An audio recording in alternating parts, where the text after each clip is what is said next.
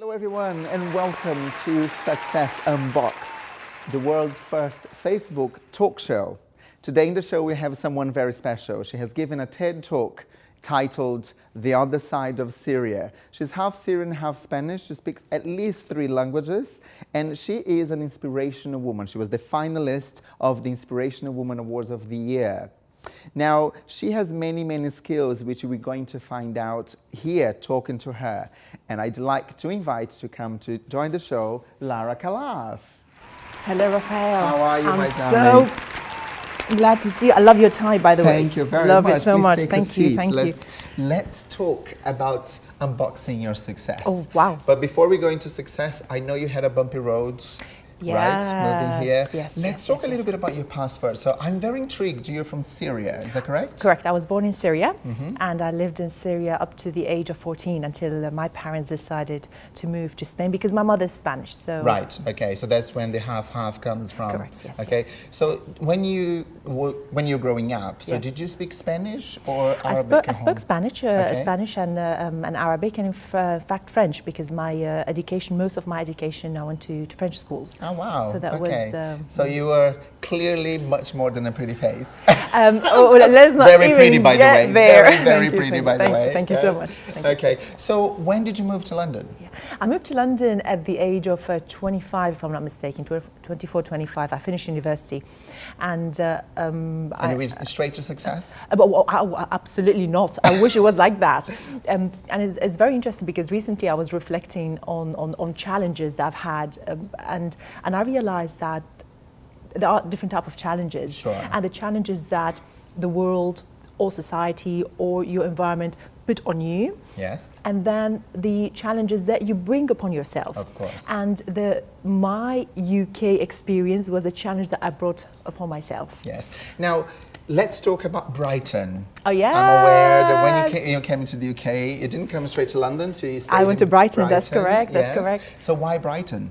Why Brighton? I had to pick a place. In fact, before coming to the UK, I was torn between shall I go to the US, shall I go to another countries, and because I'm very close to my parents, so I decided to come to the UK. Why Brighton? Maybe because I was scared a little bit to go straight into London. Too big, too many people. Exactly. So right. I went to a little town first, Right. a city.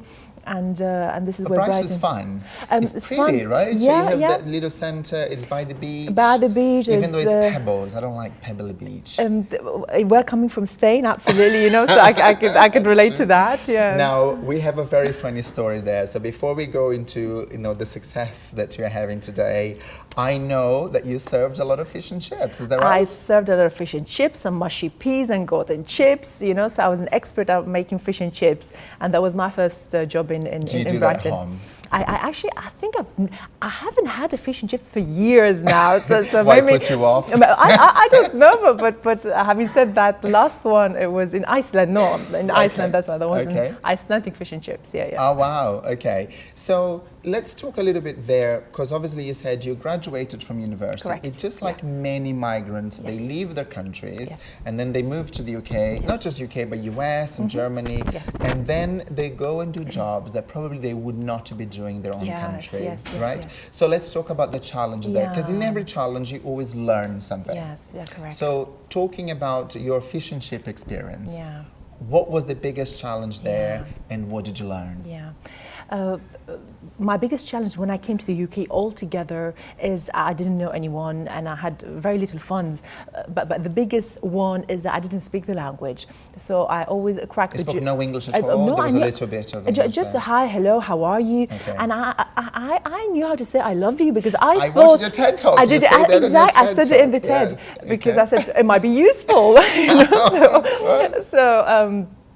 It was an interesting times, and my background, I was working in high-profile environments and within the event back in Spain. Okay. Yeah. So what did you do in Spain? Well, I was studying at university, and then I had my family business, and top of that, I was working within the events management industry. Right. Okay. So okay. that was my background. So you left Spain, I left working Spain, events, absolutely, to university, absolutely. came to the UK. Yeah. What did you do with the fish and chips? Did you actually fry the fish? Sometimes we had to, you know, batter the fish and really? Yeah, did you mainly learn to was do that? of course. I mean, mainly Okay. was to serve the customers, which Okay. again I was very grateful, because it's straight into serving customers with very limited skills, language skills. So Yes. that was very lucky. So that's one thing. So, you know, even there was a little bit of success. So you managed to improve your language skills by working there.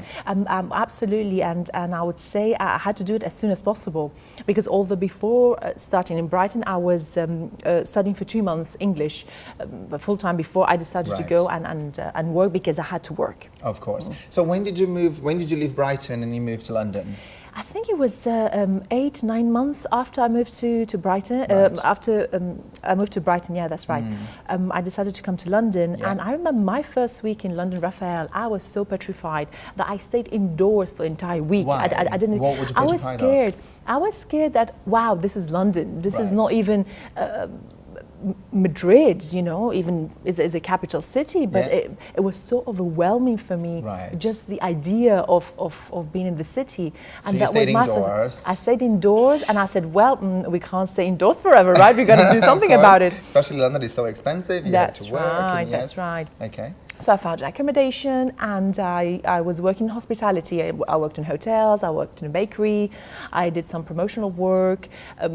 Just. So how did you, you know, for women who are watching our show now, so for all those women now, so what is your advice? So obviously you left your country, then you moved to Brighton as a step, not too big a step, right? And then you came to London. Yes. Now, that week that you were there petrified and you were scared, what would be your advice for our viewers? Yeah.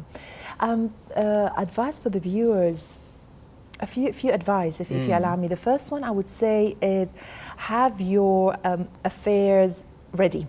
What do I mean by that? Through my experience, I had challenges. So let's be prepared for the expected, so we can be ready for the unexpected. That's the first thing. A second thing I would say, if you're here coming to learn the language, make sure that you surround yourself with the people that speak the language, because it's very easy to hang around with your own peers and people of your own language. So were you trying to avoid, for example, Syrians or Spanish? 100%, absolutely. Okay. Because of the language, Because of the language, I needed as soon as possible to learn the language. Yeah, that's right. Okay. So then be prepared for the unexpected. Be prepared for the unexpected. And learn the language. Learn the language, immerse yourself in the culture. And I would say, now in hindsight, filter and don't listen to what everybody might tell you. Sure. There's a lot of people that might tell you. People have different experiences. They have different experiences, that's right. I mean, I remember, Rafael, one time when I was in hotels, and I was part of the banqueting team of this hotel, and we were wearing white jackets as part of the uniform. Sure. And I saw this beautiful woman who was the events manager dealing and coordinating this event, and I was standing there as part of the banqueting team that we were meant to be supporting her to set up the tables. Yes. And I looked at her fascinated by her confidence, her aura, her energy, everything. And I told my colleague next to me, I said to her, one day I'm going to be like her. Right. And she said, Lara, don't be silly. You are a white jacket. So that's right. So if I would have listened to her, we wouldn't be here today. Her own limitation, her own beliefs. Yes. So how many times I've been told, Rafael, because I was a migrant, I wouldn't aspire to get into management positions. Right. And okay. Now let's talk about the first box that I like talking about, you know, and let's unbox success when it comes to family. Yeah. So for you, let's talk about, you know, the family affairs, and every family has its own problem. You know, they have their problems, their conflicts, but every family has success. So for you and in your family, what does success mean to you? Yeah, in fact, it's very interesting. I came through a quote yesterday. Can I share it with you? Yeah, I have it written down here to make sure that I say it correctly. It says that success is when reality looks like what's on your imagination. Oh, wow, okay. It was Simon Sinek who said it. So success is when reality looks like what's on your imagination. And I just connected with this quote immediately. I said, wow, beautiful. Luckily, my background, my family has achieved certain, I wouldn't say status, but you know. Sure. What does your father do? My dad is in business. He's an ophthalmologist, an eye surgeon. All right. So I've grew up with in a nice environment and with aspirations. With aspirations. So the aspiration. In fact, I'm so grateful to my parents because one of the reasons that they decided to move to Spain is because to give us an opportunity to choose and make our own decisions of what we want to who do we want to be in life. Okay. So I'm forever grateful for my parents for allowing me to. So is that success? If we have to put now success in the box, I know we like unboxing success, but now so for you success in this case for your family is for your parents to allow you to move countries, to allow you to achieve education. To achieve education and to be whoever I choose to be rather than what society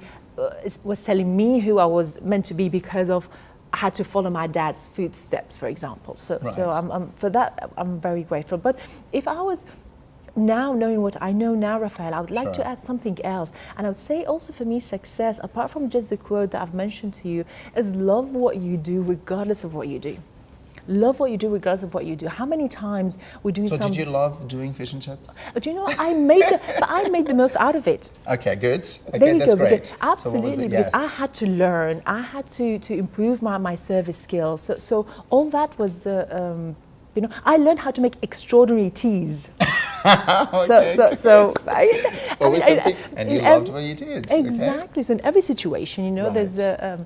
Okay. Yeah. So now let's move on to. So you worked in hotels. Okay. Then I believe you went to reception. That's how you really started your career. So obviously your English was good by then because otherwise you couldn't work as a receptionist. But sometimes in this country, it is something that can be looked down, right? So it's like, oh, because you work a reception or as a secretary. But it is a very, very important job. It is, you know, it's a lot of work involved. So can you tell us a little bit about that? Absolutely. You know, this is a very good point that you mentioned that. I mean, being a receptionist nowadays is a great opportunity.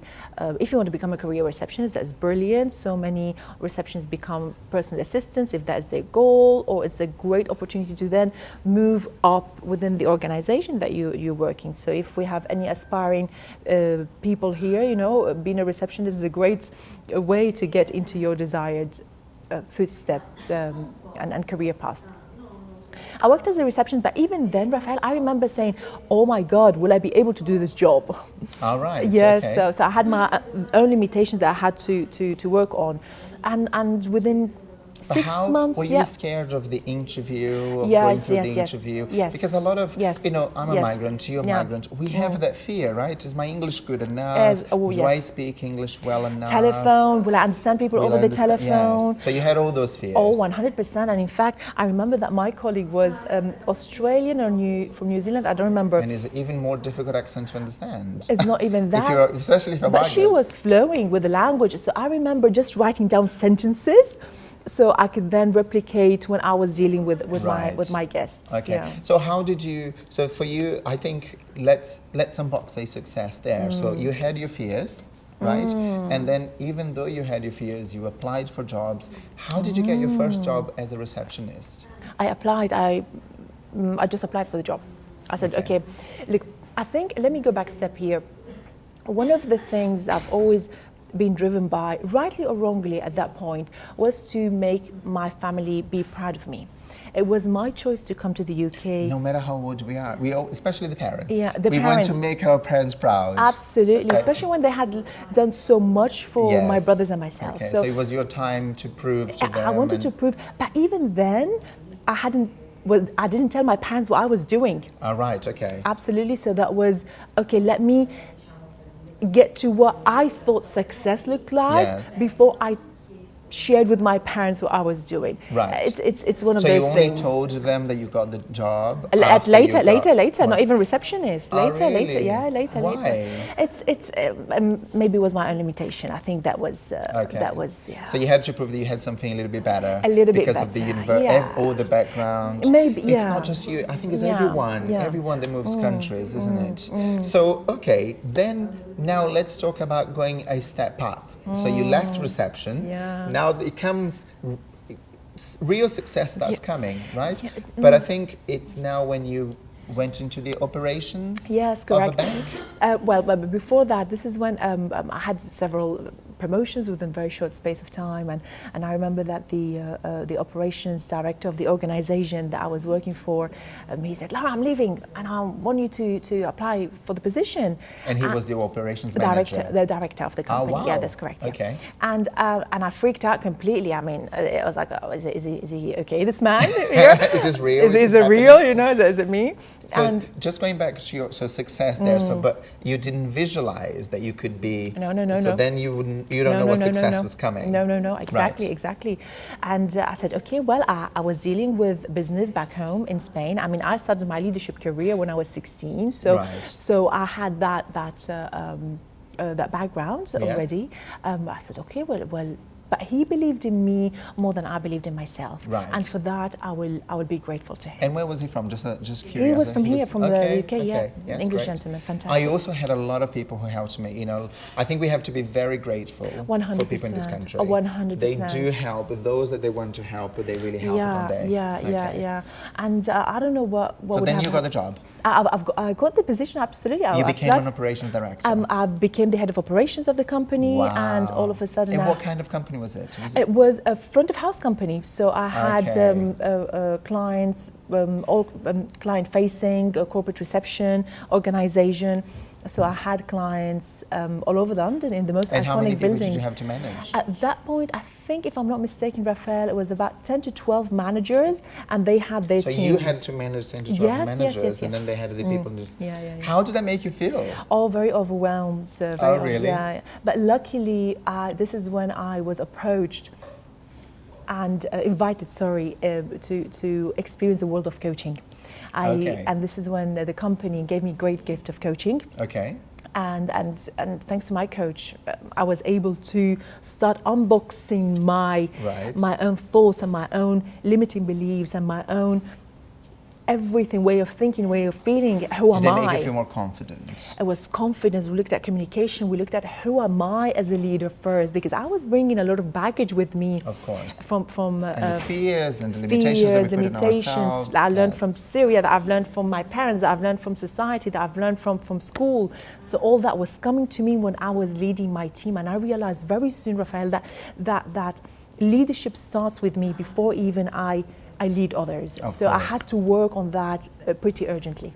Okay, so then you got the job, which is amazing. I got the job. So that's a huge success Unboxed there. So you went from reception to head of operations. Yes, a few jobs in between, but yes. Sure, we had the ladder that you had to go up. So what is the next big thing then? Yeah, well, I was approached to set up then a business within a company, so that was beautiful as well within the front of house industry. Yes. And then I did that project, and after that I joined the global headquarters of an English bank, which again was a beautiful experience, and I had again massive teams, different. How did you see yourself then? You know, from many years ago, where you were frying fish and chips to serve in Brighton, to then work, you know, in the operations of a bank.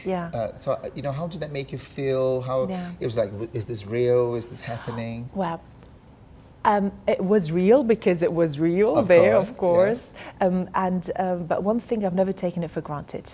Especially the standard had to be incredibly high. I had a great team behind me, more than 100 people, so many departments I was looking after.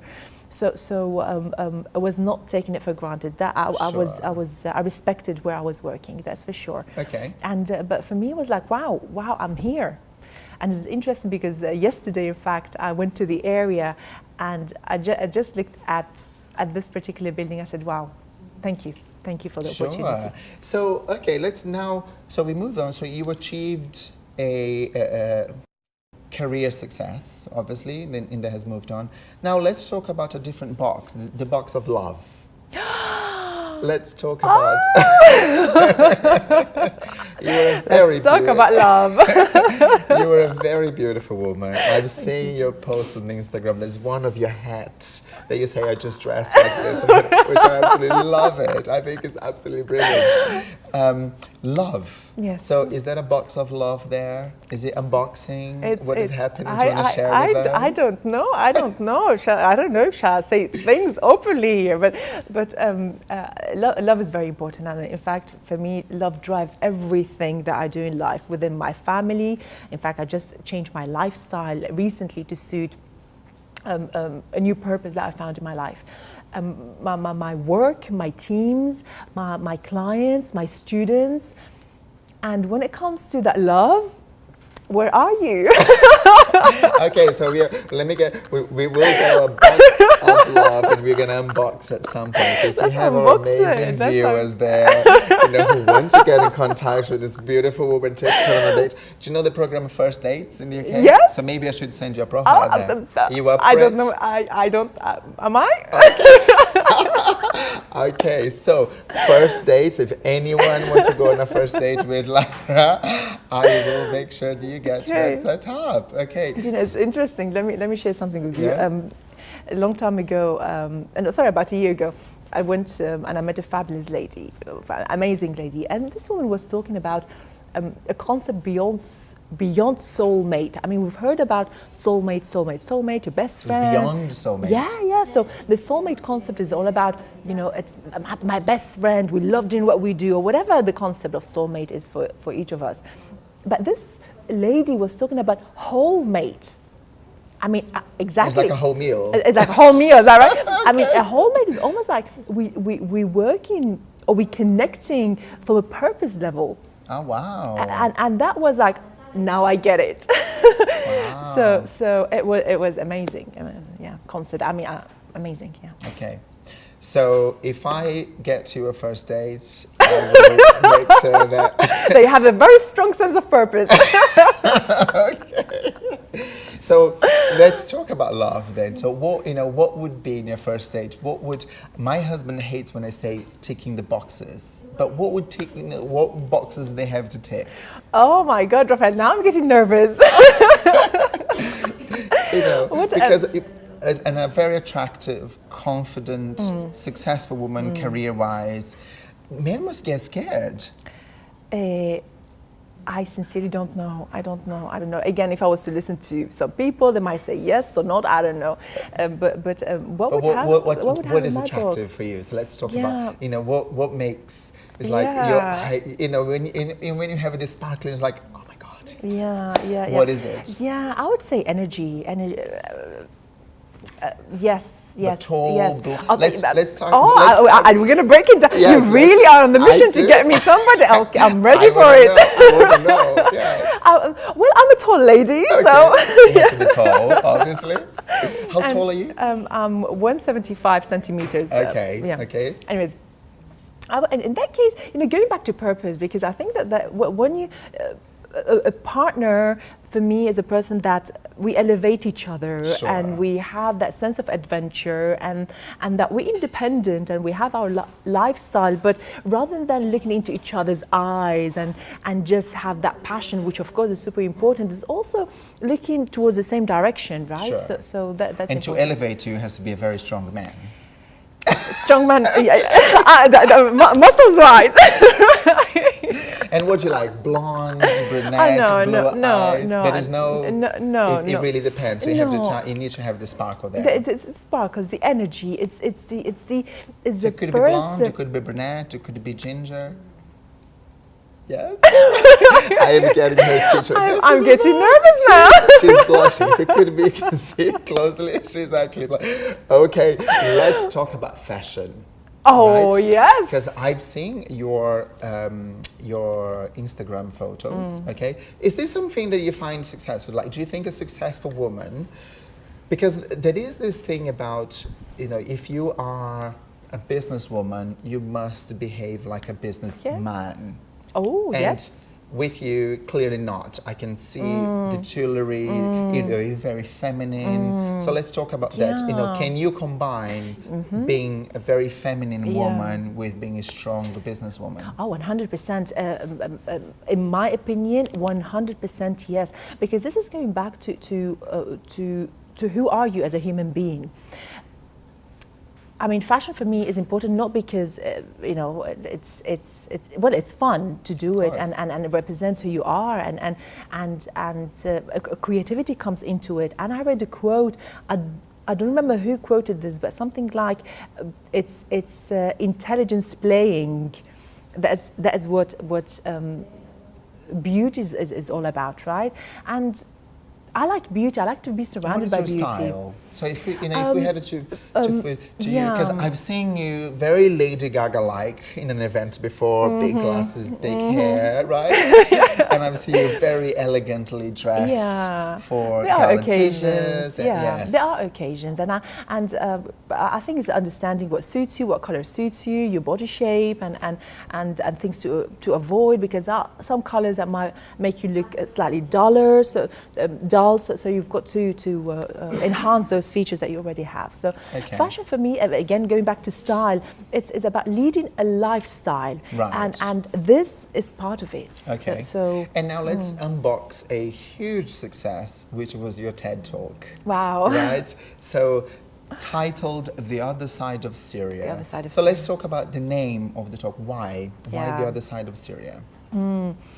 The TEDx Talk was a highlight for me, so I'm very grateful for that opportunity. Do you really think there was a success? Like for you, it was an achievement. Yeah, to success. 100%. So it's a box that we can definitely open. 100%. And it's going back to, for me, being on the TEDx platform was definitely something that I was looking at and aspire to be part of, but I was so far away so that... From that woman that was frying fish and chips in Brighton to being on the TEDx platform in front of 1,000 people, that was amazing. Right. And why did I call it the other side of Syria? Because I was having a conversation with a gentleman once, and he said, "Oh, I've never thought that Syria looked like that."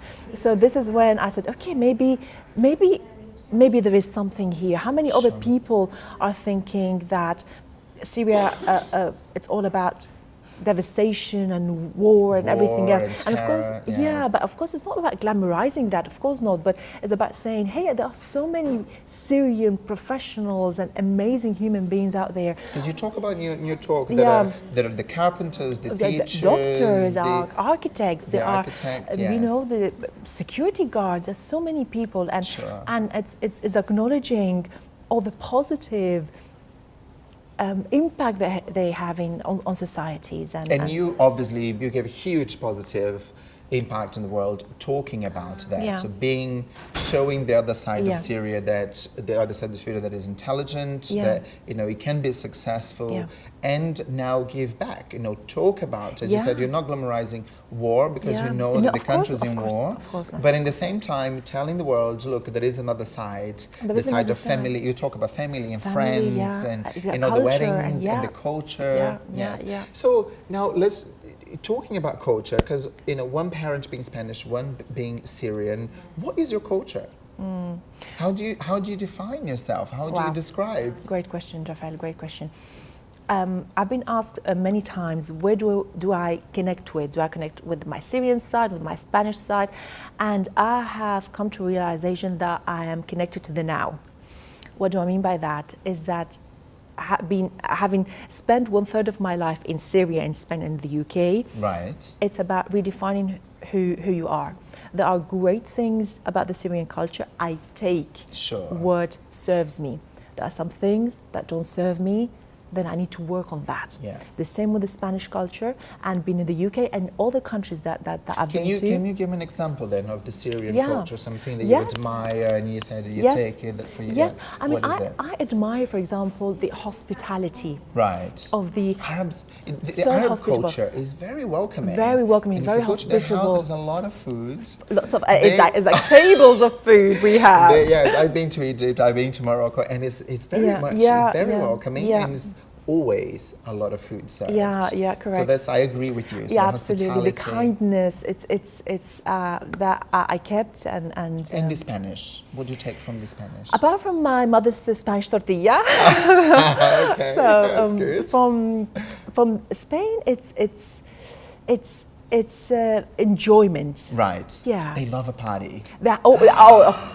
They love a party, right? So if you have been to Barcelona, Madrid, it's like 6, 7, 8, 9 a.m. in the morning, Yes. and some people, not me, mom, not me, No, not me.